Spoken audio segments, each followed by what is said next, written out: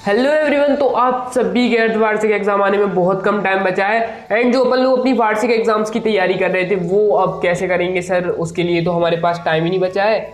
Okay, तो अब हमें अर्धवार्षिक के क्वेश्चन आंसर कंप्लीट कराइए, उससे रिलेटेड उससे रिगार्डिंग आप सभी के क्वेश्चन आंसर कंप्लीट हो गए हैं according to question bank and according to जो अपन क्वेश्चन आंसर कर रहे हैं कंप्लीट। अगर अपन लोग उस चीज को कंप्लीट करते हैं तो अपने बहुत अच्छे मार्क्स आने वाले हैं। एंड गाइज एक चीज का हमें और भी ध्यान देना पड़ेगा, जो कटा हुआ सिलेबस है यानी कि जो रिड्यूस सिलेबस हो जाता है, इसको थोड़ा सेट कर लिया, हाँ, जो रिड्यूस सिलेबस हो जाता है उसको भी हमें पढ़ना पड़ेगा। उससे रिगार्डिंग मैं आपको सभी इंफॉर्मेशन दे दूंगा क्वेश्चंस में। जो अभी के आज 8 इंपॉर्टेंट ऐसे क्वेश्चन कराए जाएंगे जो आपको मिलने हैं, अर्धवार्षिक में नहीं तो फाइनल में मिलने वाले हैं, लेकिन उनका 100% चांसेस है कि ये आने ही वाले हैं।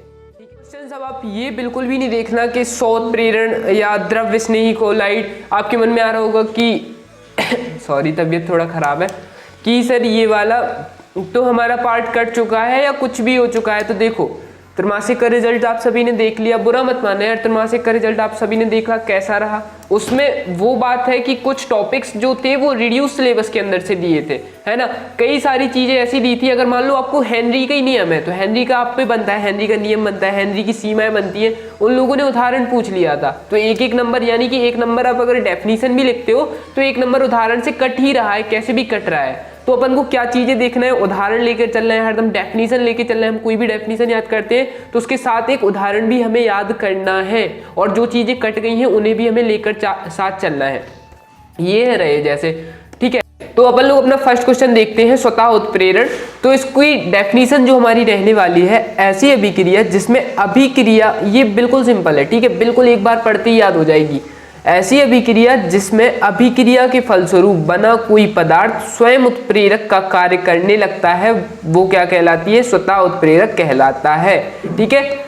ऐसी अभिक्रिया, फिर से देखिए, ऐसी अभिक्रिया जिसमें अभिक्रिया के फलस्वरूप बना कोई पदार्थ स्वयं उत्प्रेरक का कार्य करने लगता है तो वो क्या कहलाता है, उत्प्रेरक, स्वतः उत्प्रेरक कहलाता है। इसका एक उदाहरण हो जाएगा, क्या हो जाएगा, एथिल एसीटेट के जल अपघटन के फलस्वरूप बना एसीटेट अम्ल स्वतः उत्प्रेरक बन जाता है, ठीक है। ये इसका उदाहरण रहा, ठीक है, ये रहा। अब गाइस अगर आपके मन में आ रहा होगा कि हम सर ये तो रिड्यूस हो गया है, शायद तक लग रहा है कि ये तो रिड्यूस हुआ है, ऐसे ही आप लोग बोलते हो सर व्हीट स्टोन तो रिड्यूस हो गया है, वो क्यों पढ़े, है ना, आता है मन में कि ये तो रिड्यूस हो ही गया है तो हम ये पढ़े क्यों। तो यार देखो आपके पास खोने के लिए कुछ भी नहीं बचा है। अब पता है कैसे मार्क्स आए हैं, आप मानो या ना मानो लेकिन सभी किसी के रिगार्डिंग मार्क्स आए हैं 35, 40, किसी के तो 10 के नीचे रहे हैं, 20 के नीचे रहे हैं, 15, 14।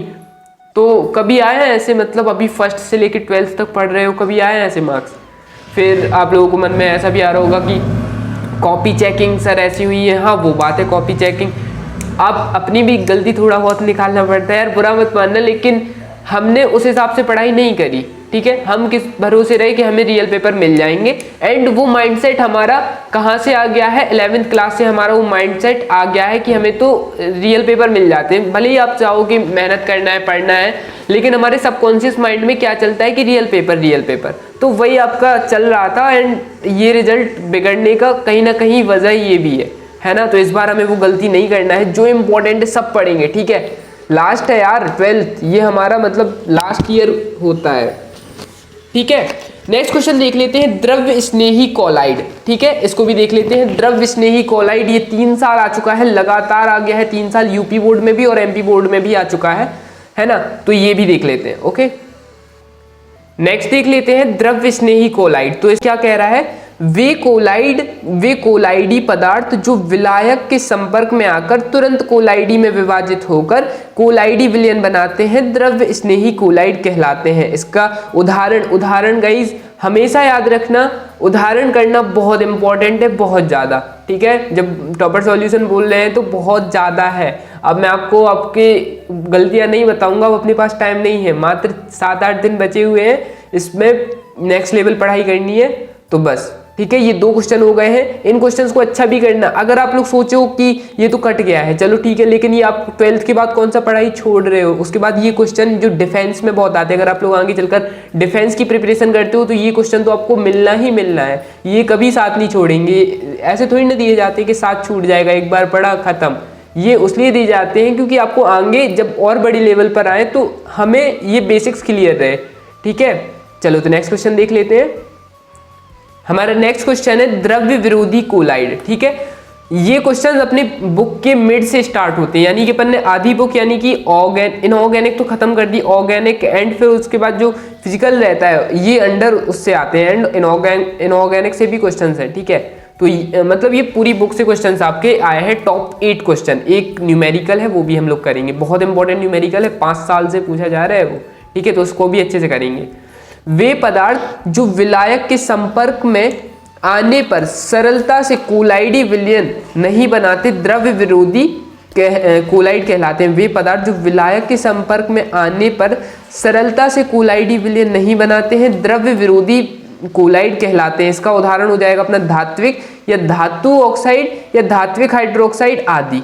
ठीक है, चलो नेक्स्ट क्वेश्चन देख लेते हैं। प्रगलन, अब इसको भी बोलोगे सर ये भी कट गया है, लेकिन यार करो एक बार बात मान लो ना प्लीज, है ना। फिर से वही बात थोड़ी ना बोलूँगी कौन सा पढ़ाई छोड़ना है। ठीक है, आगे चल के भी बहुत काम आएगी, तो ये क्वेश्चंस करो क्योंकि हमारे पास खोने के लिए फिर से बोल रहा हूँ कुछ नहीं है। अब इससे ज़्यादा क्या ही खोगे कि 18, 20, 25 नंबर से ज़्यादा क्या ही एक्सपेक्ट कर सकते हो आप लोग, माइनस में थोड़ी ना। तो खेलो, ठीक है, डू और डाई है ना। प्रगलन, अयस्क के उचित गालक मिलाकर मिश्रण को उच्च ताप पर गलाने की क्रिया को प्रगलन कहते हैं। एंड इसका एक उदाहरण जिसमें अपन लोग एक अभिक्रिया दर्शा देंगे, तो ये इसका आंसर हो जाएगा। ठीक है, उसके बाद आता है प्रबल विद्युत अपघट्ट, तो ये तो आपको करना ही करना है, he is the most important question. ठीक है, बहुत ज्यादा क्वेश्चन इंपॉर्टेंट है ये। तो प्रबल विद्युत अपघट्ट वे विद्युत अपघट्ट जो जलीय विलयन में या अन्य ध्रुवीय विलायकों के साथ बने विलयनों में लगभग पूर्णतः आयनित हो जाते हैं, प्रबल विद्युत अपघट्ट कहलाते हैं। ठीक है गाइज, ऐसे वीडियोस आपको अभी एमपी बोर्ड में कहीं नहीं मिलने वाले। अभी पता आपको कैसे वीडियोस मिलेंगे, रियल पेपर, अर्धवार्षिक का रियल पेपर मिल गया है, तो आप फिर से उस खाई में या कुएं में मत जाना। ठीक है, कंट्रोल करना, अभी पेपर नहीं आया है, आते हैं दूंगा। ठीक है, वो टेंशन नहीं करो, लेकिन हमें वो माइंडसेट रखना ही नहीं है कि रियल पेपर, है ना। आता है क्वेश्चन दुर्बल विद्युत अपघट्ट, वे विद्युत अपघट्ट जिनका जलीय विलयन में या ध्रुवीय विलायकों के साथ बने विलयन में बहुत कम आयनन नहीं होता, दुर्बल विद्युत अपघट्ट कहलाते हैं। इसमें क्या हो रहा है, इसमें साथ बने विलयन में लगभग पूर्णतः आयनित हो जाता है और इसमें नहीं होता है, तो बस इन दोनों में यही दो डिफरेंस है। उसके बाद बात करते हैं हमारा अभिक्रिया का वेग। ठीक है, बहुत ज़्यादा इंपॉर्टेंट क्वेश्चन, बहुत ज़्यादा, है ना।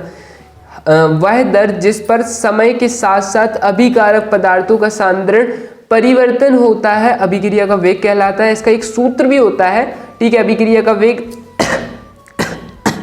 dx/dt।